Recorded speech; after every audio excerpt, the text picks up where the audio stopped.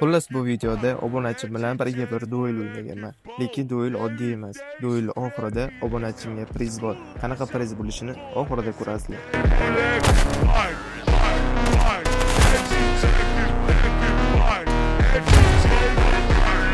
O'yin davomida bildimki, obunachim unchalik ham kuchli o'ynamas ekan. Va shuning uchun ozroq shot berishga qaror qildim.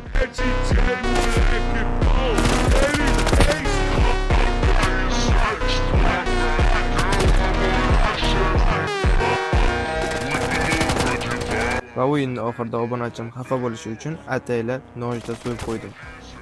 O'yin tugagandan keyin lobbini zaprosda Telegram'ga yozing deb aytdim. Telegramga o'tgandan keyin akkauntingizda 30 gold bormi deb so'radi. Buning sababi 4 ta nakleykalarni mana shu avimni sovg'a qilmoqchi edim. Lekin akkauntida bunday yetarli, ya'ni zaprosga yetarli gold bo'lmagani uchun 100 gold tashlab berdim.